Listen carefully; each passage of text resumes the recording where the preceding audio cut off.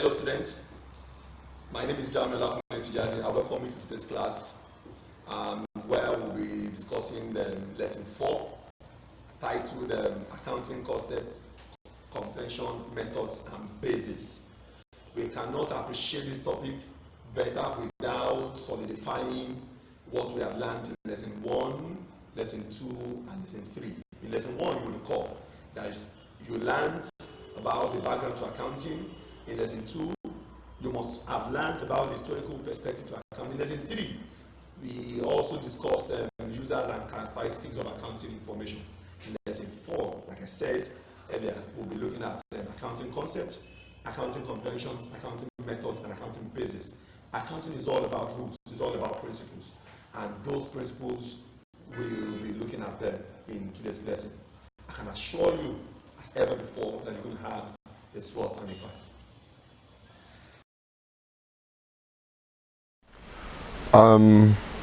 Let us take an overview of today's lesson, like we did in lesson 1, lesson 2, lesson 3.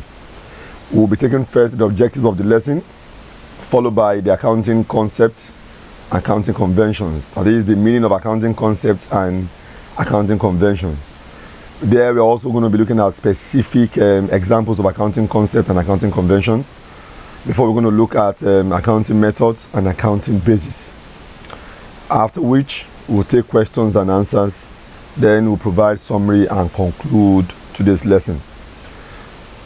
So let us move. The objectives of the lesson comes first. At the end of this lesson 4, you're expected to be able to define clearly accounting concept. You are also expected to define clearly accounting conventions. So if you are able to define accounting concept and convention and you understand what you have been able to define, then you should be able to look at areas of differences and areas of similarities between these important terms. You are also expected to be able to enumerate and explain concisely certain specific examples of accounting concept. You are also required to do the same for accounting conventions. That is, you'll be able to list and explain certain examples of accounting conventions. And lastly, be able to define accounting basis and accounting method. So, accounting concept. What are accounting concepts? Accounting concepts are rules, are principles, are assumptions, are regulations that are very, very fundamental. They are fundamental because they provide guidance to the accountant in his effort in preparing and presenting financial statement. Financial statement contain financial accounting information. So when an accountant is preparing financial statement or putting together financial accounting information, as case may be, those ground rules, those ground principles, assumptions and regulations that provide that compass, are providing with that compass with which he prepares and presents this document, are what we generally refer to as accounting concepts. Accounting concepts are otherwise called GAAP, and GAAP stands for Generally Accepted Accounting Principles. Generally accepted because these are principles that are not only accepted in Nigeria, they are also accepted world over. So they are not situational, they are not contextual, they are not determined by certain transactions. The same principles that you apply to transaction A are the principles that you apply to transaction B, irrespective of the industry, irrespective of the what? Of the country. And they determine how accountants view and treat financial transactions. The importance of accounting concept to financial accounting, especially the preparation of financial statements, cannot be overemphasized. So as you can see, some words have been colored in red to let you understand that they are very, very powerful. They are keywords. So in your own attempt to defining accounting concepts, you should pay attention to those salient words. So let's take specific examples of accounting concept. The first one is business entity. By business entity, we mean the owner of a business is different from the business. The owner of a business is different from the business.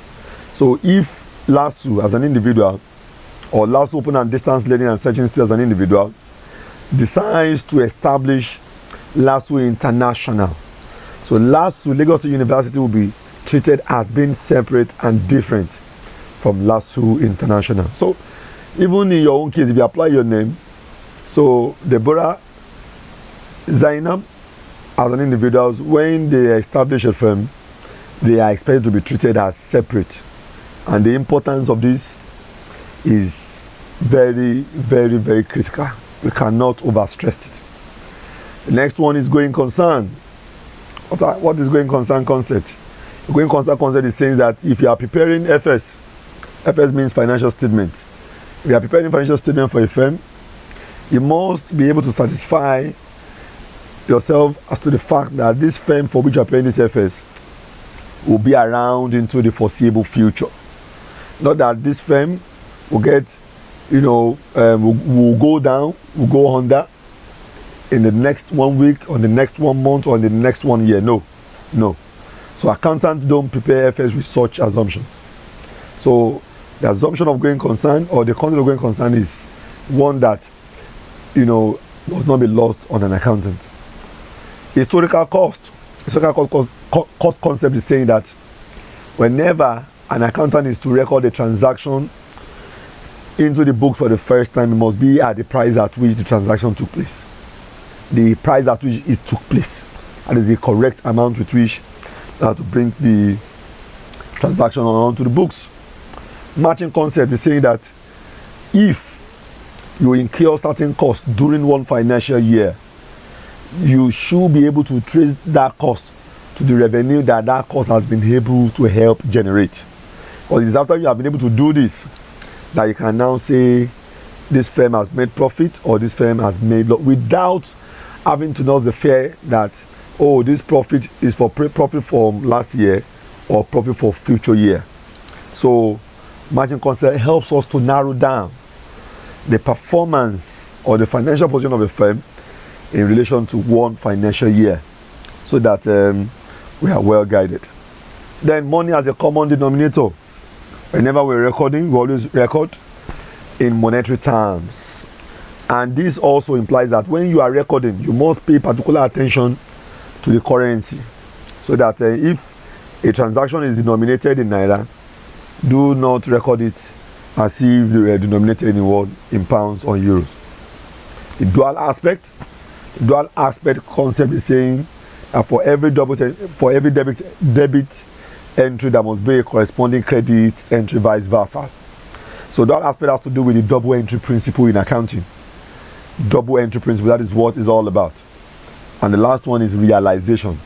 Realization as a concept helps provide accountant with certain rules that will guide him in trying to determine at which point a firm should recognize revenue. At which point. For instance now,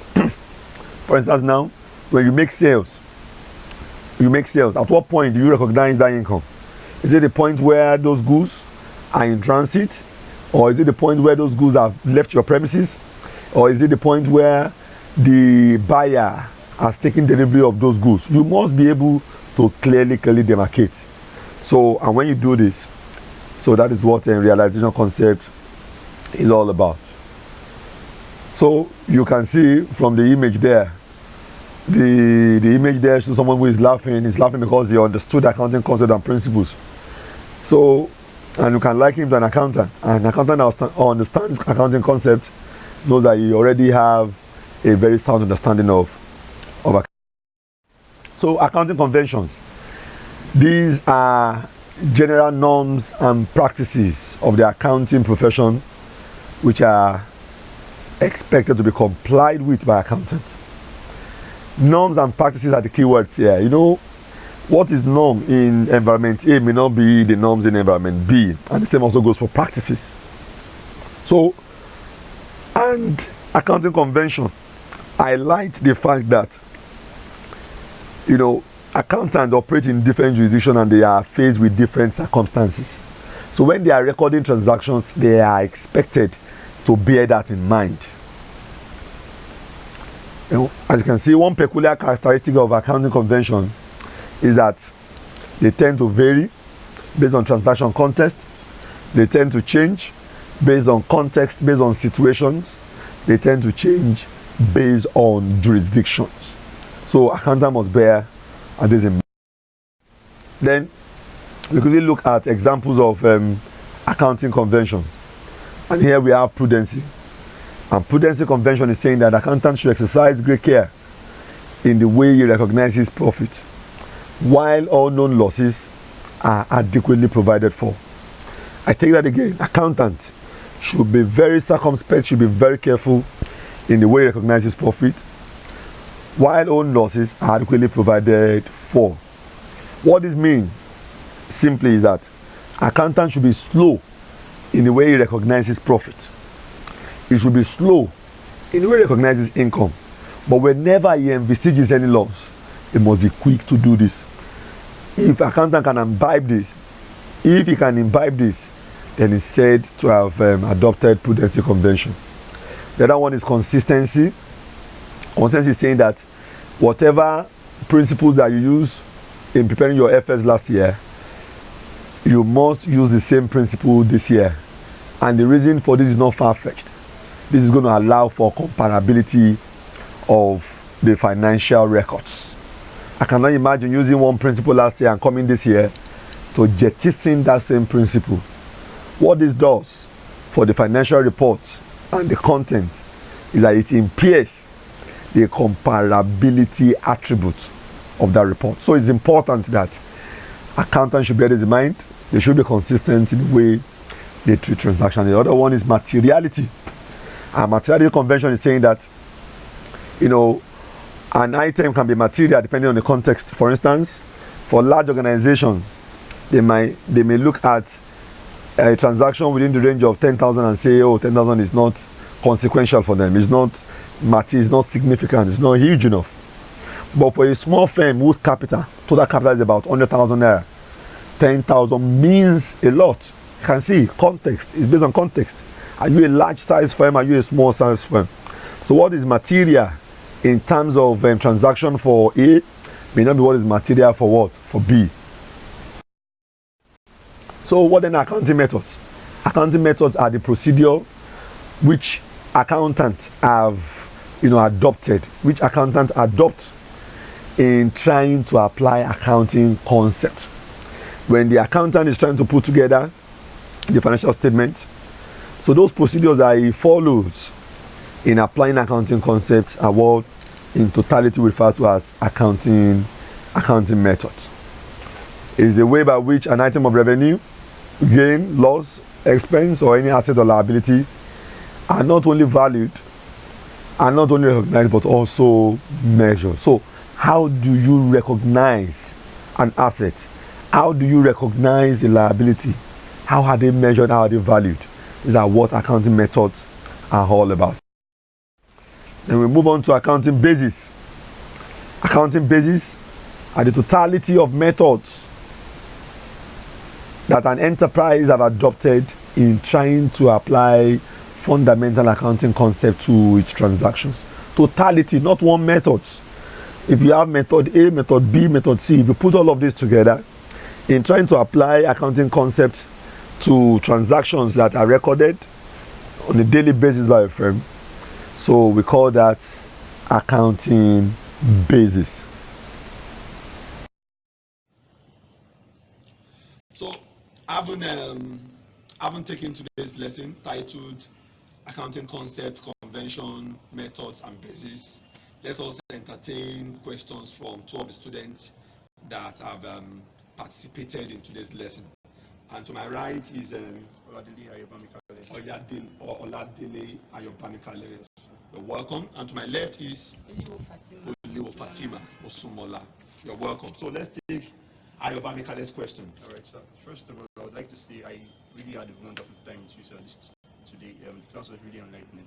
Now, my question is, I would like to know how accounting contrast with accounting convention. So how accounting concept contrasts with accounting convention? Wonderful question. Brilliant question.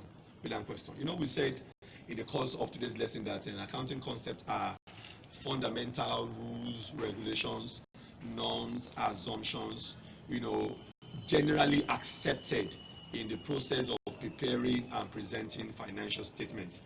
I want to take that again. Accounting concepts are fundamental and generally accepted accounting principles, rules, and regulations that underpins the process of preparing and presenting financial statements. One clear thing about accounting concepts are they are generally accepted. Whether you are in Nigeria, whether you are in the US, whether you are in Singapore, whether you are in Brazil, whether you are in Brussels, the capital of Belgium, the same concept we are using here is what they are using in preparing and presenting financial statements. But for conventions are norms and practices that are also used in preparing and presenting FS. Please mark my choice of those two words, norms and practices, because what we consider to be norms in Nigeria here in preparing and presenting FS might not actually be what they consider the norms and practices in preparing and presenting FS in Faroe, Brazil, or even in Wellington in New Zealand. But then the two provide us with body of principles that are used in preparing and presenting FS. I hope I've been able to address your question. Yes, sir. All right. Yeah, and even from the examples of conventions and concepts, you will see clearly. For instance, one irrefutable accounting concept is business entity. However, for convention, you can be talking of substance over form, prudency convention. So these are very, very clear examples of accounting convention. So right, I hope you're satisfied, Ibami. Yes, I think very wonderful. Much, Thank you very much. Actually, I enjoyed what you said earlier, but there are some questions that have been bothering me. Okay. But actually, you said it at the beginning of the lecture. Wonderful. Okay. The meaning of accounting concept. But I would like you to explain further what accounting concepts are. Oh, wonderful. Your question is very similar to the question that Ivan Mikhail has. Just that while he is trying to look at the areas of similarities between concept and convention. So you want more light to be thrown on accounting concept. Brilliant question. So accounting concept, like I said, are generally accepted accounting principles. I want you to mark that word, that statement, generally accepted. If I refer to them as GAAP. And what do these gaps do? They provide accountant with those assumptions. They provide accountant with those rules and regulations in the process of preparing and presenting financial statements. And you will recall, even while I was attempting to answer Ayobami's questions, I said, once they are gap anywhere, and they are generally accepted. What is generally accepted and being put to use in China is what they are also using in the United Kingdom, in the United States, including Nigeria. And that is why they are accounting. And examples abound. We have examples such as business entity, we have going concern, we have realization, we have historical cost, we have money measurement, duality, many more. So I hope I've been able to answer your question, Fatima. Oh, thank you very much. Thank you very much. So, let's provide summary and conclusion to today's lesson. I'm very confident, supremely confident that at the end of this lesson, you have learned that accounting concepts are fundamental rules, assumptions, principles, regulations that accountants do follow in the process of preparing and presenting financial accounting information. So in the next lesson, you'll learn about the fundamentals of international financial reporting standards. I'm sure you've had this for a time, just as I have. Thank you for listening.